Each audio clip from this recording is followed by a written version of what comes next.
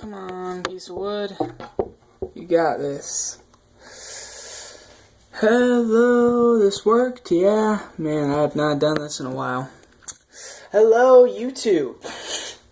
I have not done one of these in a while, sadly. I think it's been like a week.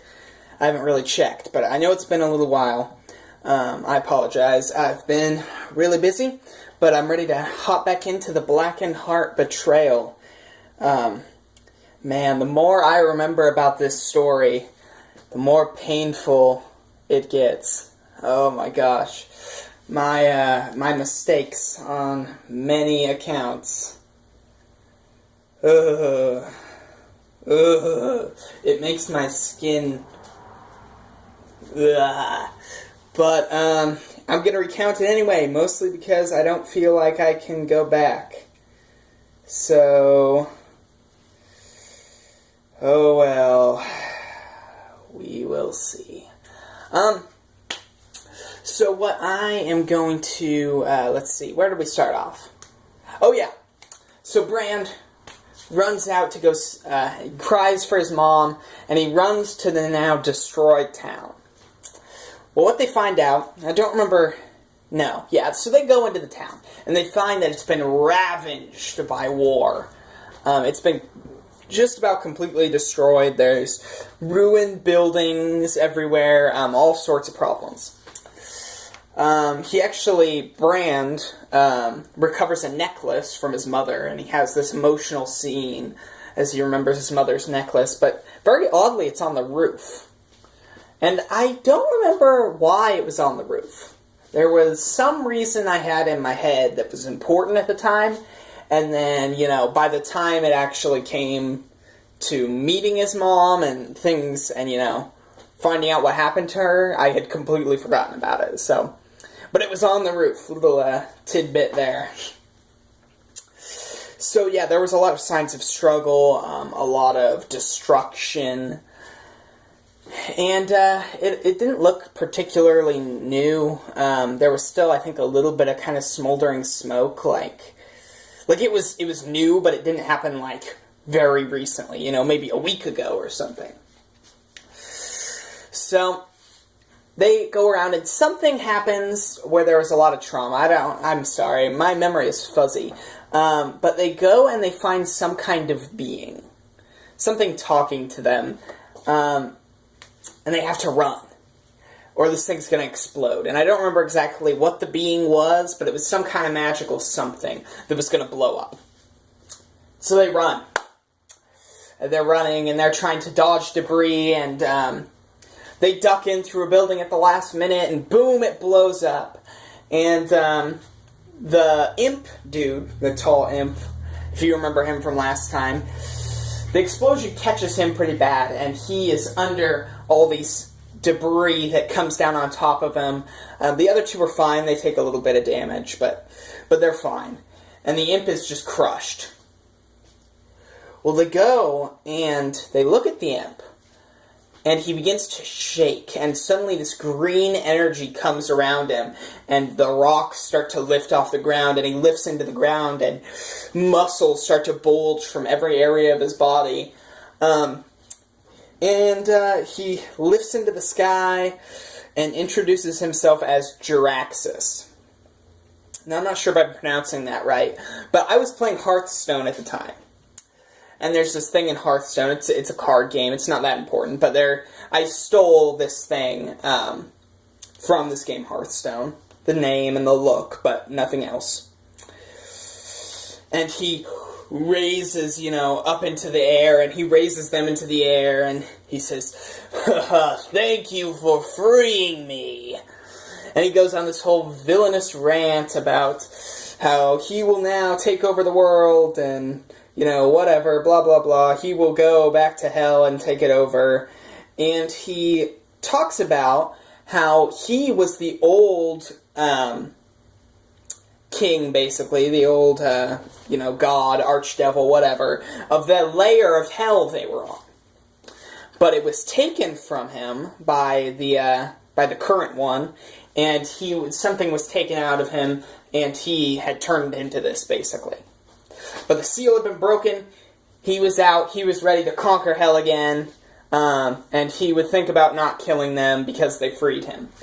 And they tried to get their friend out, and they wept, they cried, they yelled, and he started to get tired of them, and he started to, I think, crush them when the muscles slowly shrank back down, and he fell to the ground and went back to the normal imp-human thing. I guess not normal, but normal for him. Went back to the form they knew. And so, this is all weird, but they don't really have, they don't really know what to do, so they just kinda leave. One way or another, dang it, I can't remember what order these events happened in. But I'll try to keep it. What I believe happened is they end up traveling to the next town. And they find out that everybody in the next town is kind of, on guard. They've seen a large army of orcs that are going to destroy them. And there's this half-asleep group of warriors that are just being marched really hard. They look unexperienced, and they're really, really tired. And they go off to fight the orcs, and they get slaughtered. They don't actually see this, but I think they later see the dead bodies. They get annihilated by this army of orcs. Well, what ends up happening, I'm not really sure. There's like 3 or 4 sessions worth of stuff that's kind of going to be out of order, so I'm just going to place this in the order I think it went in. And they hear about this cave. This temple to Zarius. Zarius, I think? No, Zarius. Zafarius. The god of southern life. And they, I think, went to request his aid, something like that. But they go for one reason or another. And they find a large amount of lizard men. And they come to find that this large lizard man holding this blessed Falchion, is leading them, and he is a priest of Zafarius. And Carthage, the one who was helped out by Zafarius, claims to be an up-and-coming follower of him as well, and they have a duel, and they win. And Carthage picks up the Falchion, and he becomes the wizard that uses the Falchion. He used that thing, I think, basically the whole entire rest of the campaign. He took the exotic weapon, or the martial weapon proficiency, whatever it is, Falchion. He took a feat so he could wield this blessed weapon of his god. And he ran around using a Falchion. And he ends up enchanting it and stuff. And he really took care of this thing. He had a lot of reverence for it. But anyway, they continue, they find treasure, blah, blah, blah, blah, blah, blah, blah. Until they get to this large circular cave. And they find that there's this healing pulsing from here. And they actually get, fully healed. And they meet an angel of Zafarius. This angel is just kind of sitting there waiting for them, and the angel's basically like, "Oh, you guys are here. Okay." And, he thinks he's way better than them, and he has no idea why his god would want their help. But for some reason, he does. So, he doesn't really enjoy talking to them, but he reluctantly tells them about the 9 keys. And there's these 9 keys that have been spread out throughout the world. And if they can get the 9 keys, they can save the world. Super duper corny. But, whatever, Final Fantasy hadn't even entered my mind. They were finding these 9 keys. And they were ready to. And each of them apparently had a gem in them. And they were ready to go find these 9 keys and save the world. And, they all leveled up after that. Brand became more of a fighter. That was when Zephyrius took one level in Cleric. And he became a priest of Zephyrius. And normally I would need a little more, time. I would probably require a little more time of him, thinking things through, praying to his god. But again, for reasons I'll get into later, his god was very, very, very receptive to him. And he was totally willing to just, give him the powers, once he started believing in him. And again, we'll get into that. But they go, right? They're going on this holy quest to go save the world.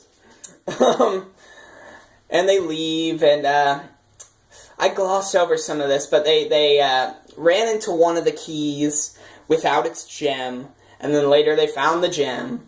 The next thing of note to really happen is while they were chasing the orcs, they were going to run down this army of orcs. That was their plan.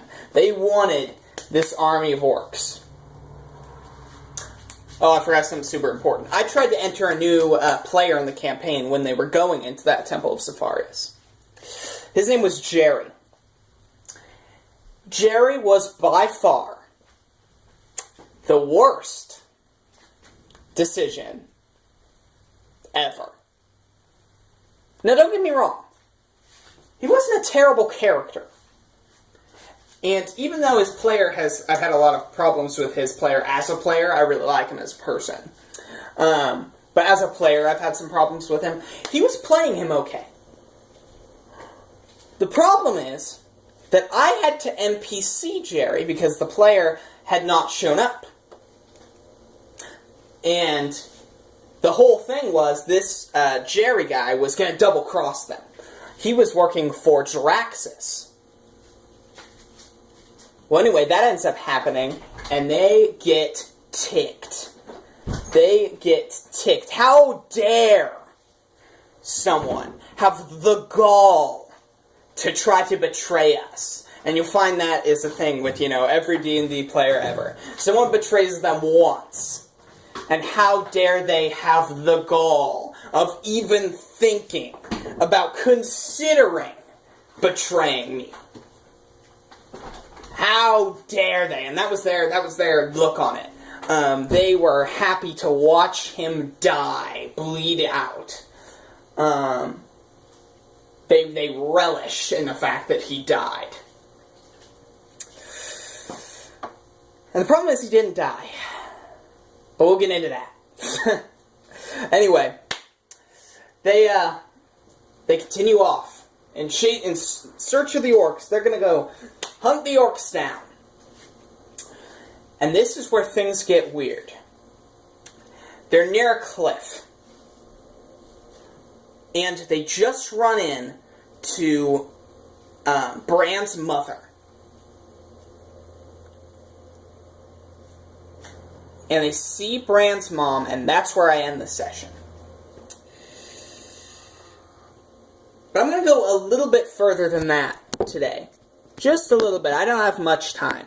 But I'm going to talk about what happened right after that.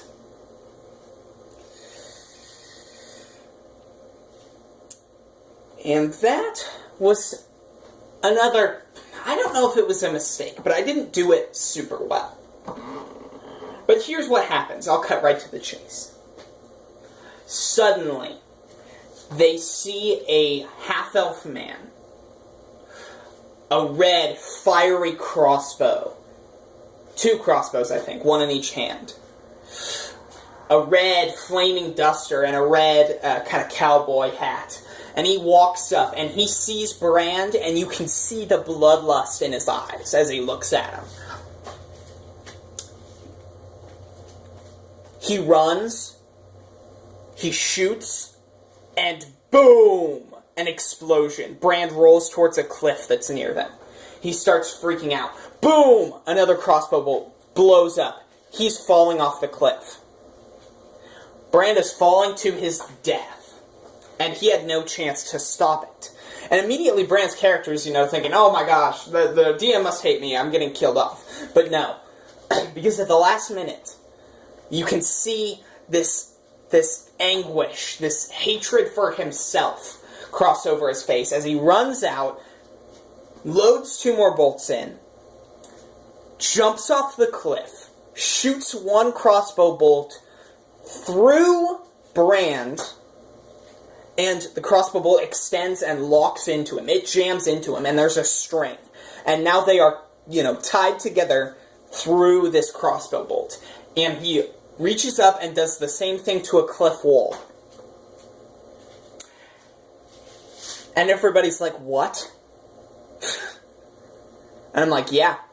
You guys begin swinging towards a waterfall, because they were by a river. I'm forgetting all sorts of, describing what the scenery, but whatever. There was a waterfall. They knew that at the time. And they swung into the waterfall. And the rest of the party didn't know where he was. He disappeared. They were like, did he fall to his death? Or Carthag, rather, was like, did he fall to his death? Well, now I've got his mother by me. This is awkward. And then enters 2 characters. This man, he wakes up. Brand wakes up by the fire. This half-elven man standing before him, deciding what exactly to do. Should I kill him? I want to kill him, but I don't know, and he's conflicted, and he's not sure what to do. And that's when, if you guys have played Final Fantasy IV, there's a person dressed in that armor. Kane's armor. That Dragoon armor. I called it a light plate, I think. Costs like trillions of gold pieces or something. It's insane. It's like light armor that gives an insanely high AC bonus. Or maybe it was medium, I don't remember. But it's like really, really good armor. And it's not even magical. She runs in with a rapier in hand. And she grabs Brand, throws thunderstones at the roof. And if you know what thunderstones are, they have this sonic ability, they'll deafen people. And she throws it up at the unstable roof cave and causes a cave-in. And her and Brand are able to separate themselves from this half-elven man.